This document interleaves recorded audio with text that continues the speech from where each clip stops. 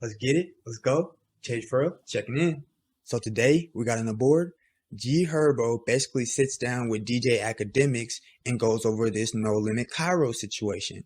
You know, they kind of had a little bit of a falling out, not on Herbo's side, but on Kyro's end. He went and did some shady interviews and basically threw his homie under the bus. And after he did the interview and threw his homie under the bus, it led a lot of people to jump to conclusions because that's a messed up thing to do, expecting your homie to just give you constant handouts, handout after handout after handout, so you can make it to his level when Herbo had to work really, really hard to get to that level. But yeah, a lot of people had came to draw opinions just because of that situation. So today, we're going to sit down as a Game for Dayz podcast family and watch the video for ourselves so we can walk away from the situation with our own opinion.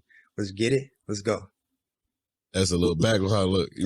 That's why you turned him in a little act. Nah, hey, hold on. I do want to know why you ain't bring my bro Kyro to Egypt. Foles went on his own. He did go on his own. He did. He went on his own. Hey, and that just goes to show you, what was the point of doing that interview and throwing your homie under the bus if you had the money to go by yourself, right? You basically just hypocrited your own self. Let's get it, let's go. You want to play. No, I want. Wait, hold on. I'm gonna be honest with you. That was the funniest shit ever. I don't even know the story behind the whole thing. Clearly, I think he used to rock out. But he did some interview, I believe, with is it 16 Shot Him or whatever. Yo, hilarious. Like me, I just look at the funny part of it. You get? See, it's always funny from the outside looking in because he's cracking jokes at basically one of his best friends betraying him. But to DJ Academics, it's all hilarious all the time, right? Because he's going to sit back and laugh at it and get the drama side of it, and he's going to get paid for reporting it. Meanwhile, Herbo's getting betrayed and getting embarrassed by all these people that feel like he owes them something. You know what I mean? I'm glad he's alive. I'm glad no one, whatever, everybody's doing their thing, but it's like, what the fuck? He said, I'm glad he's alive. Blessings to him. I'm glad he's alive too.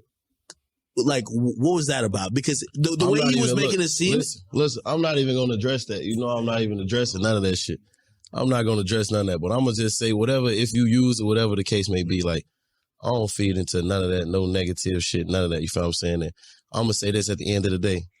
I always had love for every nigga that I always had love for, and I'm always, you know what I'm saying? But I don't even be knowing how to address shit, gang. I promise I don't. Okay, I have a better question then.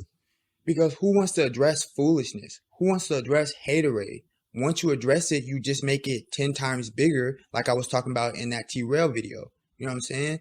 If it's foolishness, let that shit be, man. You're going to keep getting money. You're still going to be Herbo when you wake up.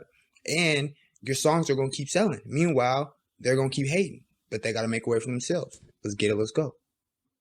Yeah. Might tie into that. Yeah.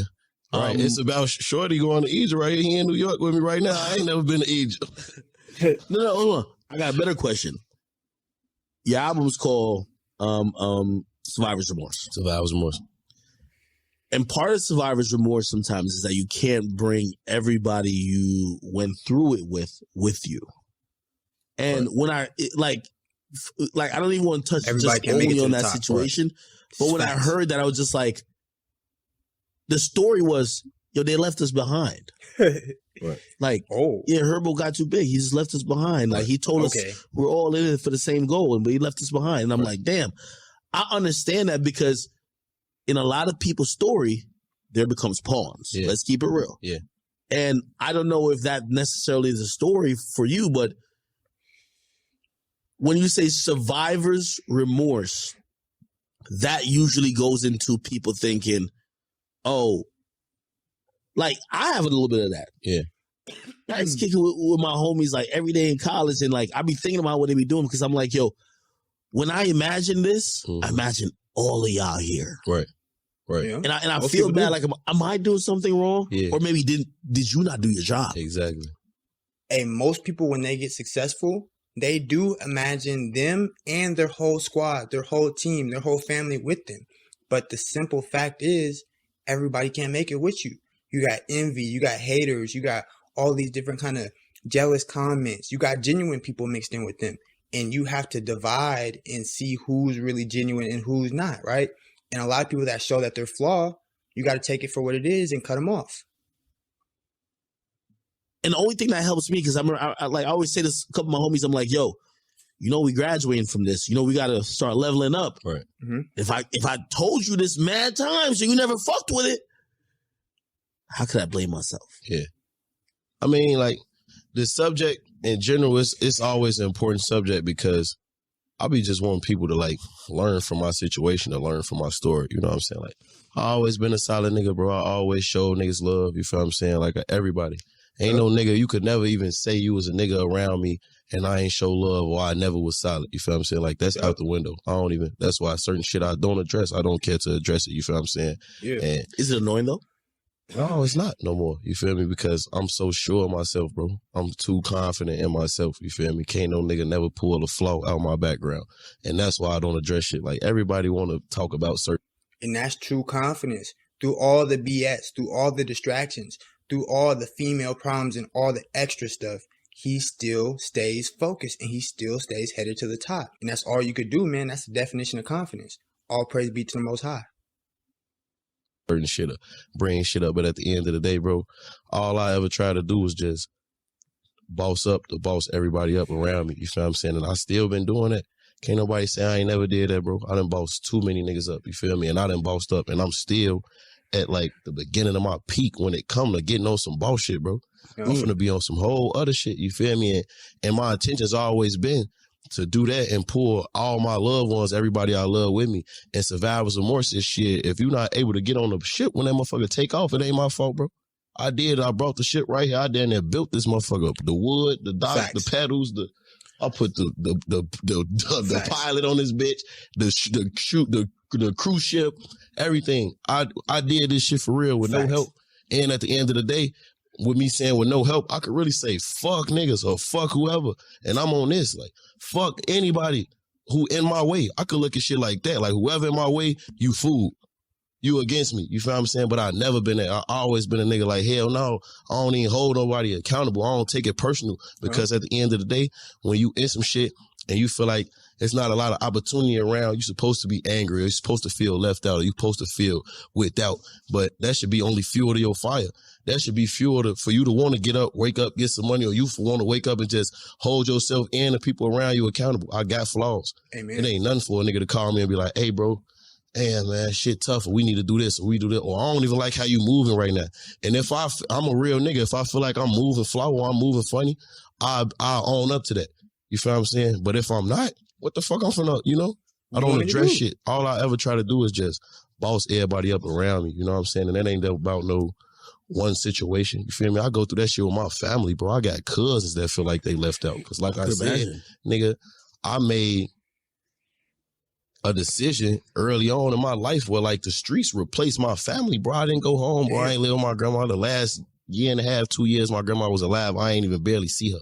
Damn. And she lived 3 minutes away from where I'm standing every fucking day. You feel what I'm saying? Like, damn. I got survivor's remorse just off of family and people that feel like they might have been left behind. But at the end of the day, I'm on this journey to bring the people that's coming with me. I'm only 27. I got so long in this shit, bro. I know for a fact I don't talk or brag or nothing. I don't boast. Mama makes so much fucking money in this shit.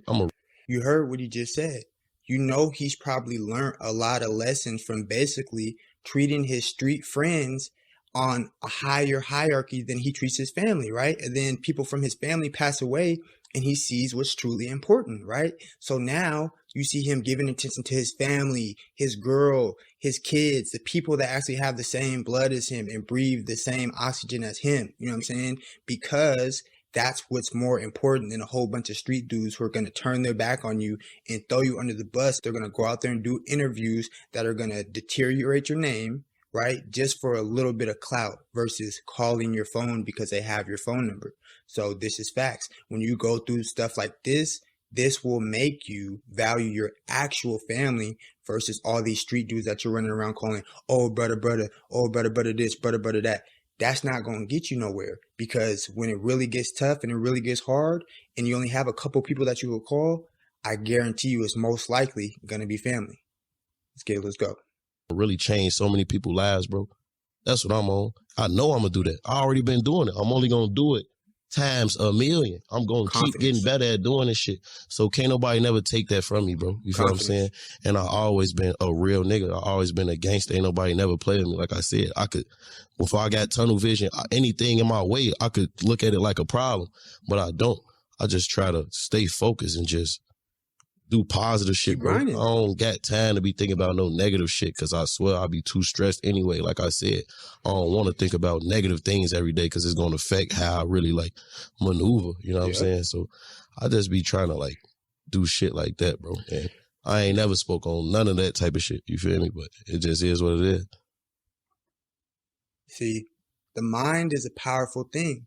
And if you don't value your mind and you don't keep the negativity out and keep it away from you, guess what? You're going to have a hard time rising to the top and doing things like Herbo and like people that is really getting money on a high level. Protect your peace at all costs, even if it means cutting off friends, even if it means cutting off loved ones. It does not matter. When it comes down to being happy, when it comes down to keeping negative thoughts out of your brain so you're not basically in a mental jail cell, you have to put that first, aside from God. God comes first, your peace and your happiness come second.